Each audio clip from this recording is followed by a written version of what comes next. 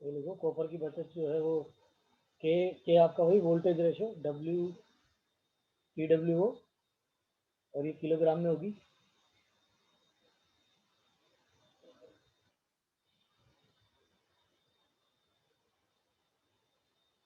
तो एक तो आप इस चीज को ध्यान रखना।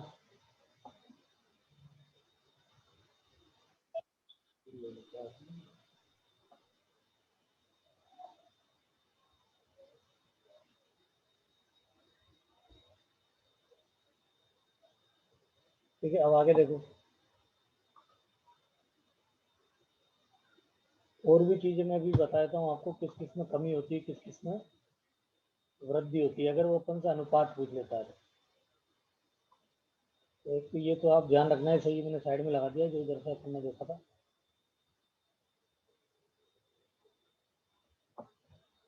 ठीक है, अब देखो किस किस चीज में कमी होगी, पहले वो चीज देखना होगा ना।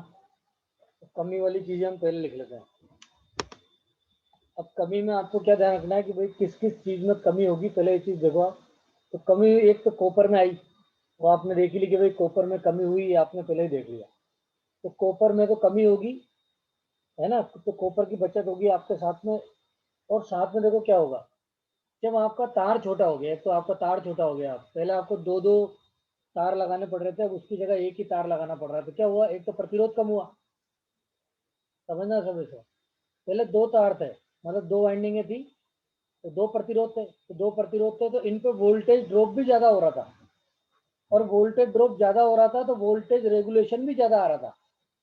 तो देखो क्या चीज कम है, मैं लिख देता हूँ यहाँ पे। एक तो आपके पास में जो कॉपर है, कॉपर कम हो जाता है। दूसरा, अब दो तार की जगह एक ही तार लग रहा है तो प्रतिरोध भी कम हो गया, क्योंकि तार की लंबाई कम हो गई, प्रतिरोध कम हो जाएगा। प्रतिरोध कम हो जाएगा तो उस पर जो वोल्टेज ड्रॉप होता है I/R, ये वोल्टेज ड्रॉप को निकालने के लिए ही तो भैया हम वोल्टेज रेगुलेशन पढ़ते हैं। तो साथ में वोल्टेज ड्रॉप कम हो जाएगा, तो आपका जो वोल्टेज रेगुलेशन है वो भी कम हो जाएगा। ठीक है ना, तो वोल्टेज रेगुलेशन में भी कमी आएगी। ठीक है, इसके अलावा देखो क्या होगा, इसके अलावा आपके जो कॉपर लॉसेज हैं, ठीक है ना, ध्यान रखना कौन से losses, copper losses. Copper losses मतलब I²R, तो कॉपर लॉसेज भी कम हो जाएंगे। जो आपके I²R लॉसेज हैं वो भी कम हो जाएंगे, ध्यान रखिएगा। ठीक है, दक्षता तो बढ़ेगी भाई, लॉस कम हुए तो इफिशियंसी बढ़नी है ना, इतना ध्यान रखना आप। और जो आपका ड्रॉप था वोल्टेज रेगुलेशन के साथ में, मैं ड्रॉप भी लिख देता हूँ। Drop, voltage drop, voltage drop भी कम हो रहा है। वोल्टेज ड्रॉप कम हो रहा है तभी तो वोल्टेज रेगुलेशन कम हो रहा है, और लॉसेस भी कम हो गए क्योंकि रेजिस्टेंस कम हो गया। इन तीनों का जो मेन रीजन है वो क्या है, कि आपका प्रतिरोध कम हो गया, क्योंकि तार की लंबाई कम हो गई। अब प्राइमरी अलग थी, सेकेंडरी अलग थी, अब यहाँ पे एक ही आपके पास है ना, तो ये चीज ध्यान रखना। तो इन चार चीजों में तो कमी आएगी। ठीक है, और एक एक चीज और, हाँ, इन चार चीजों में तो आपके पास कमी आएगी। अब देखो क्या क्या बढ़ेगा, बढ़ेगा क्या वो, अब ये भी देखो आप, है ना, ये सब तो आपके पास कम होंगे। और बढ़ेगी कौन कौन सी राशियां, एक तो ट्रांसफॉर्मर की रेटिंग बढ़ जाएगी।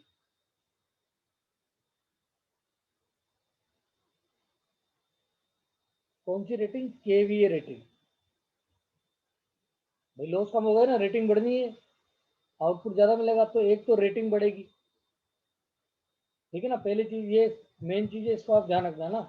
एक तो रेटिंग बढ़ जाती है, और एक क्या होता है इसके अंदर, कि टू वाइंडिंग ट्रांसफॉर्मर में तो भाई दोनों वाइंडिंग अलग अलग थी।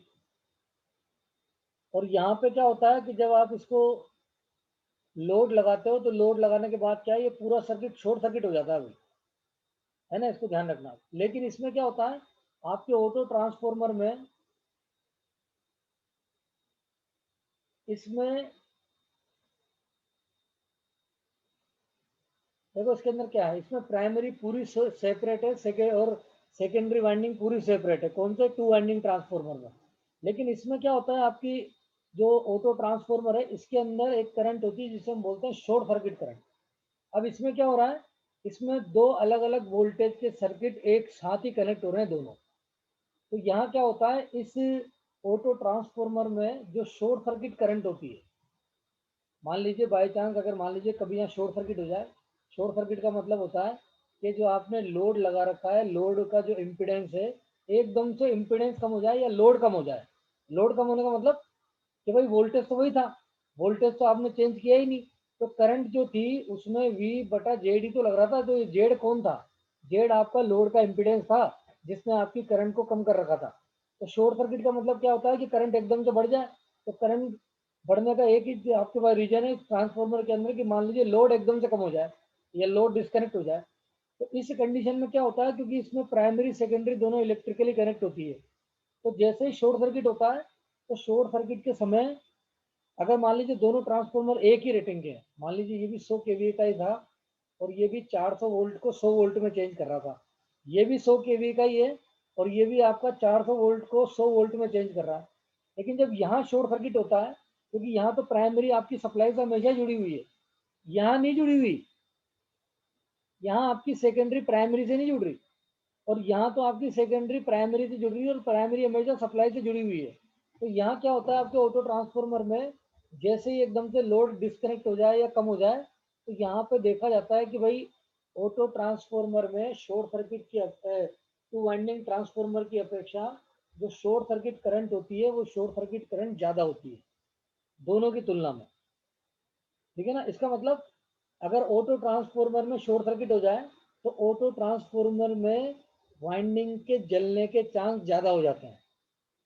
भाई करंट ज़्यादा होगी, करंट ज़्यादा होगी तो उतनी ज़्यादा ऊष्मा पैदा होगी, उतनी ज़्यादा ऊष्मा पैदा होगी तो उतनी ज़्यादा गर्मी पैदा होगी, तापमान बढ़ेगा और वहाँ पे इंसुलेशन के जलने के चांस बढ़ जाते हैं, है ना? और ये क्यों होता है? क्योंकि इसमें प्राइमरी सेकेंडरी दोनों एक दूसरे से कनेक्ट है भाई, अलग अलग नहीं है। यहाँ तो दोनों अलग अलग है, यहाँ तो सेपरेट है।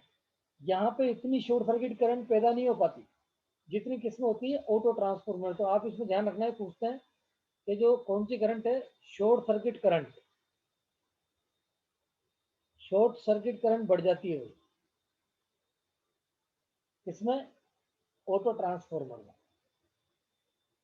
है ना? ये ध्यान रखना। और इफिशियंसी भी बढ़ती है क्योंकि लॉसेस कम हो रहा है, इफिशियंसी भी क्या होती है, इंक्रीज हो जाती है ना? अब आपको बस यही चीजें ध्यान रखनी है, जो मैंने ये फॉर्मूला आपको इधर बताया, अब वही सारे फॉर्मूले आप यहाँ लगा दो। जिन राशियों में कमी हो रही है, जिन राशियों के अंदर कमी हो रही है उनको तो आप लिखोगे ऊपर तो ऑटो, नीचे और उनका अनुपात लिखोगे 1 - के। और जिन राशियों में वृद्धि हो रही है उनका अनुपात होगा 1/1 - के। ठीक है? तो जैसे मैं ये कमी वाली, इन इन सब में तो कमी हो रही है भाई, ये सब जो है ये आपकी कमी वाले हैं और ये जो है इन सब में वृद्धि हो रही है। बस तो आप बना दो। जैसे अगर वो कॉपर के बारे में पूछे तो आपने लिख लिया इससे पहले, अगर वो वोल्टेज रेगुलेशन के बारे में पढ़े तो क्या लिखोगे? यहाँ लिखोगे आप ऑटो ट्रांसफॉर्मर में,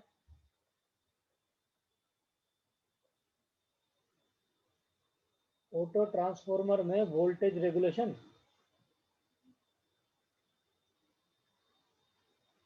ऑटो ट्रांसफॉर्मर में वोल्टेज रेगुलेशन अपॉन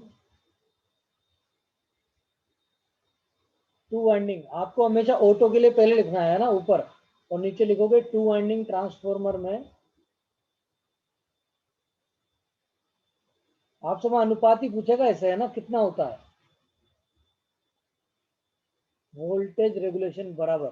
तो ऊपर तो ऑटो ट्रांसफॉर्मर बटा नीचे टू वाइंडिंग ट्रांसफॉर्मर में वोल्टेज रेगुलेशन। अब दिमाग में आना चाहिए कि भाई ऑटो ट्रांसफॉर्मर में तो कमी हो जाती है वोल्टेज रेगुलेशन में, क्योंकि वोल्टेज ड्रॉप कम हो जाता है। ठीक है? तो फिर कमी वालों के लिए क्या लिखना है? अनुपात 1 - के, और के क्या है आपका? वोल्टेज रेशियो, है ना? ध्यान रखना। अगर लॉसेस के लिए पूछे, ऑटो ट्रांसफॉर्मर में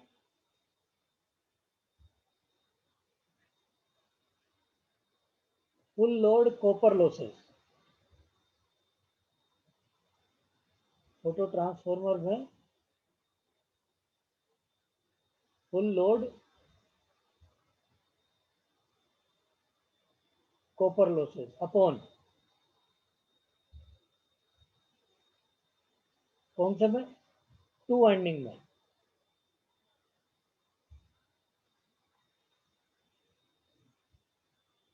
टू वाइंडिंग ट्रांसफॉर्मर में फुल लोड मतलब पूर्ण भार ताम्र हानियां कॉपर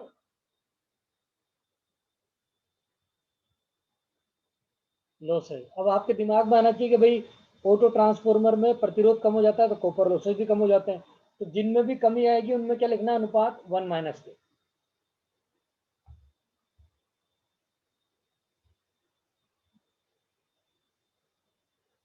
ठीक है, तो ऐसे ही ये वोल्टेज ड्रॉप के लिए भी यही आएगा 1 - के। और वोल्टेज रेगुलेशन के लिए कॉपर के लिए, ये कॉपर के लिए आपने वही लिख लिया इससे पहले। अब वृद्धि के लिए लिख लेते हैं, तो मान लीजिए वृद्धि के लिए पूछ ले आपसे, तो वृद्धि में क्या लिख के आओगे, ऑटो ट्रांसफॉर्मर की केवीए रेटिंग,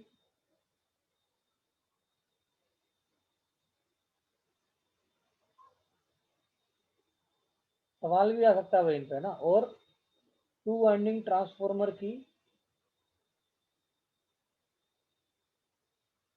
केवीए रेटिंग। अब दिमाग में फटाफट आना चाहिए कि भाई केवीए रेटिंग की तुलना हो रही है और केवीए रेटिंग बढ़ जाती है क्योंकि लॉसेस घट जाता है इसमें, तो उतनी ज़्यादा पावर आपके आउटपुट को मिलेगी। एक तो रेटिंग बढ़ जाती है इसके अंदर, तो रेटिंग जैसे ही बढ़ेगी, तो रेटिंग बढ़ेगी तो वृद्धि वालों में क्या लिखना है, अनुपात 1/1 - के। तो इसमें आपको लिखना है 1/1 - के। ये पूरे डेरिवेशन होते हैं, डेरिवेशन के बाद ये पूरे आपको निकलते हैं। तो मैंने तो आपको शॉर्ट में बता दिया, आपको ऐसे ऐसे याद करना है।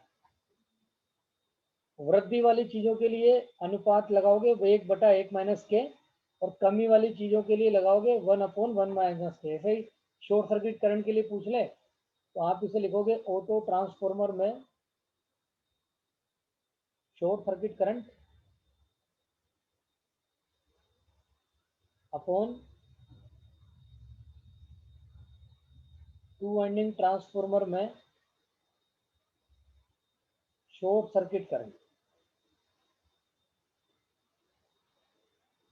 तो यहाँ भी आपके दिमाग में आ जाना चाहिए कि भाई शॉर्ट सर्किट करंट जो है इसमें बढ़ जाती है, तो बढ़ी जाएगी मतलब वृद्धि होगी, तो क्या लिखोगे 1/1 - के। एफिशिएंसी के लिए भी ये आ जाएगा। तो बस आपको तो इतना ध्यान रखना है किन राशियों में कमी होती है और किन राशियों में वृद्धि होती है। कमी है तो अनुपात लगाओगे 1 - के, वृद्धि है तो अनुपात लगाओगे 1/1 - के।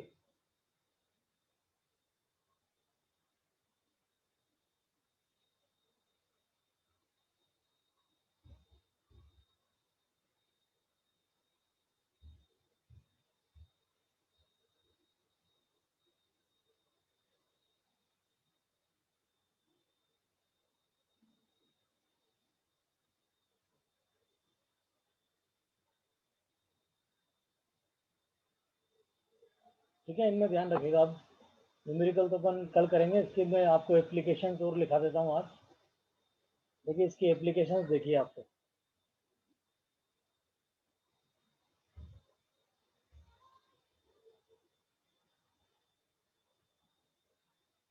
एप्लीकेशंस में आपको ध्यान रखना है, पहली चीज़ देखो ये कहाँ कहाँ काम आता है। एक तो ये काम आता है भाई बूस्टर के रूप में।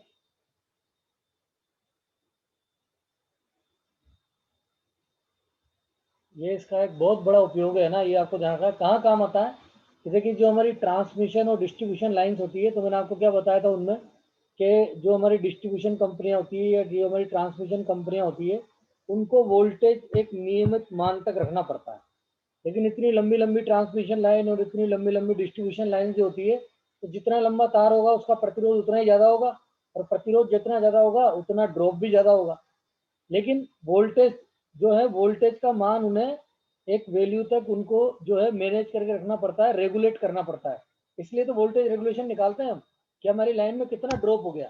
तो ड्रॉप पता लग जाता है भैया कि 500 वोल्ट कम हो रहा है, तो फिर 500 वोल्ट बढ़ाते हैं वापस, ताकि जो जिस स्थान तक हमें वोल्टेज पहुंचाना है उस स्थान तक एक निश्चित मान का वोल्टेज जो है वहां तक जा सके, है ना, ये ध्यान रखिएगा। तो अब क्या करते हैं, तो जो एसी लाइन होती है, एसी ट्रांसमिशन और डिस्ट्रीब्यूशन जो लाइन होती है, वहाँ हम इस वोल्टेज ड्रॉप को वापस, जो वोल्टेज ड्रॉप जो हो गया हमारी लाइनों में, उसको वापस से बढ़ाने के लिए या वोल्टेज रेगुलेशन कम करने के लिए बोल दो आप, है ना, भाई वोल्टेज ड्रॉप बढ़ जाएगा तो वोल्टेज रेगुलेशन बढ़ेगा। तो इस वोल्टेज ड्रॉप को वापस से कम करने के लिए बोल दो, या वोल्टेज वापस बढ़ाने के लिए हम किसका यूज करते हैं, ऑटो ट्रांसफॉर्मर का बूस्टर के रूप में। बूस्ट, बूस्ट सुना होगा ना, बूस्ट मतलब बढ़ा देना। क्या बढ़ा देना, वोल्टेज वापस बढ़ा देना। तो ये वापस से वोल्टेज को बढ़ा देगा, कौन सी लाइनों में, एसी लाइनों में, है ना। तो ये इसका मेन उपयोग है जो आपको ध्यान रखना है। क्या यूज है इसका, एक इसका इसका मेन उपयोग है आपके पास में कि एसी ट्रांसमिशन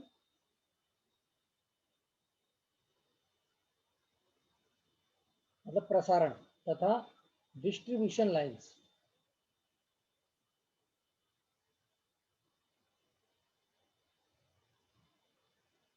डिस्ट्रीब्यूशन लाइंस में वोल्टेज ड्रॉप को, पूरा लिख दो आप इसे, है ना, वोल्टेज ड्रॉप को कम करना।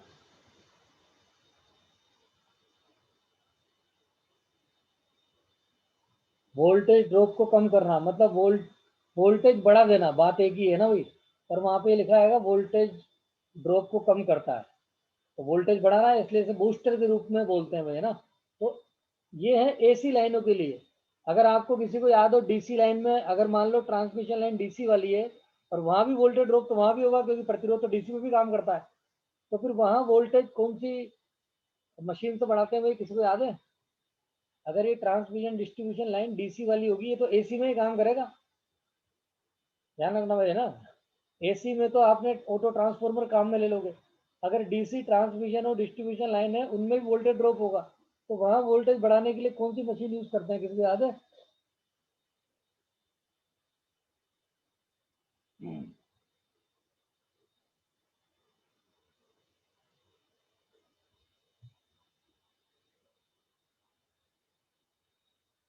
वो आगे आएगा, वैसे मैं आपको ये लिखा देता हूँ। तो अगर डीसी लाइन होती है तो वहां पे बूस्टर के रूप में काम में लेते हैं डीसी सीरीज जनरेटर, है ना, ध्यान रखना। डीसी लाइनों में, डीसी लाइन में इसका उपयोग करते हैं डीसी सीरीज जनरेटर का बूस्टर के रूप में, है ना, ये ध्यान रखिएगा। एसी होती है तो एसी में तो बूस्टर के रूप में ऑटो ट्रांसफॉर्मर काम आता है। डीसी होती है तो बूस्टर के रूप में डीसी श्रेणी जनरेटर या डीसी सीरीज जनरेटर का हम उपयोग करते हैं। तो ये तो इसका पहला उपयोग हो गया। दूसरा उपयोग देखो, इस ऑटो ट्रांसफॉर्मर का ये काम आता है स्टार्टर के रूप में।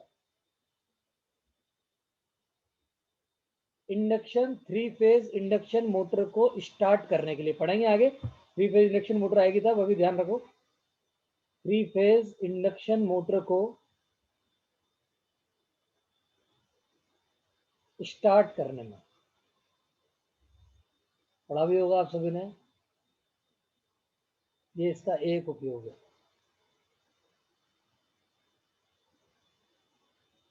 तीसरा उपयोग है इसका ऑटो ट्रांसफॉर्मर का, वेरिएक।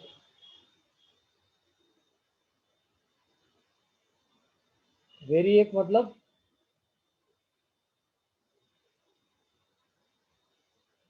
वेरिएक का पूरा नाम है वेरिएबल एसी।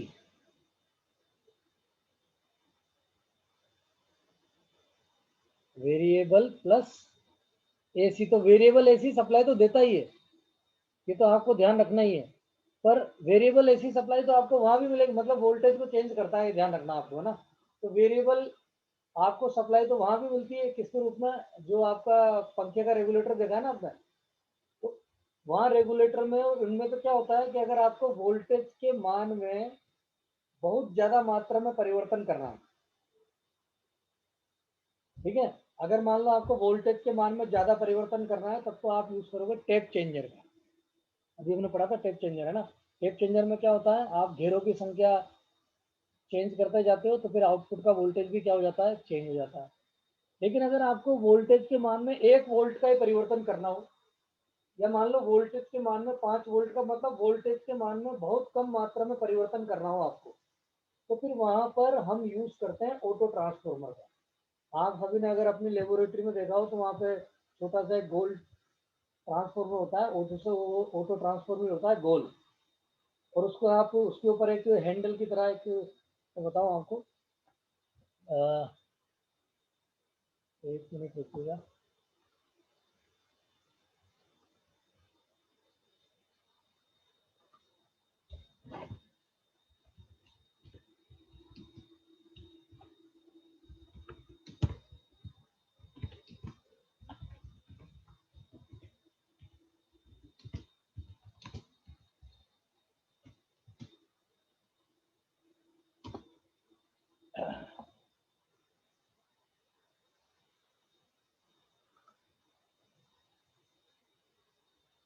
आप सभी ने देखा नहीं देखा, मैं बताऊं आपको।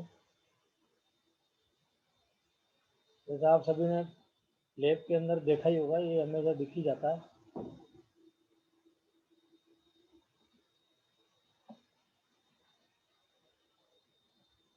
एक मिनट रुकिए, मैं इसका डायग्राम निकालता हूँ।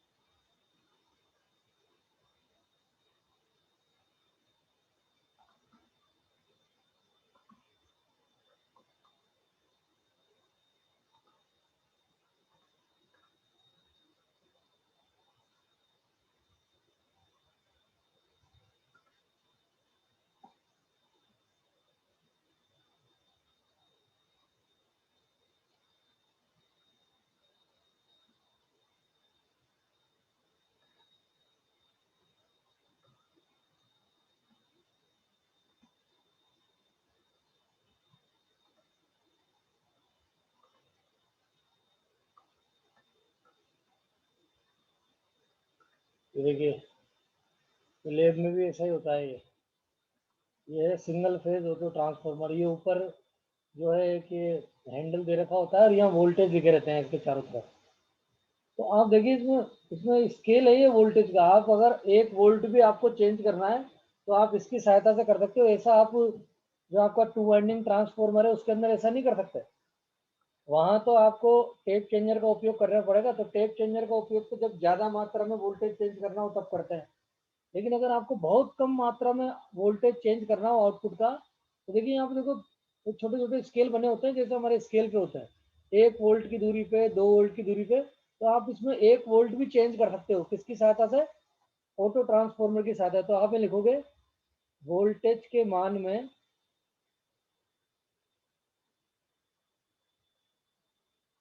अल्प परिवर्तन के लिए,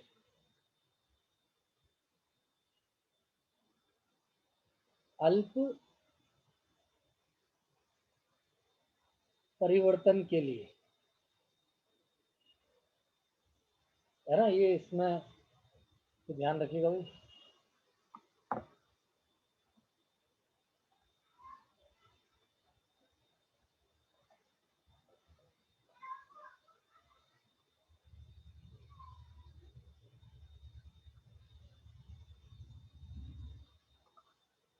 ठीक है, तो भाई ये जो है इसके मेन उपयोग है।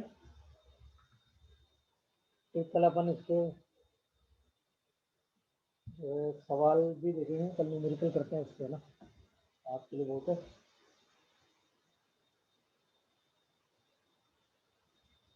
मैं भी भेज देता हूँ, उसमें से आप नोट कर लेना है।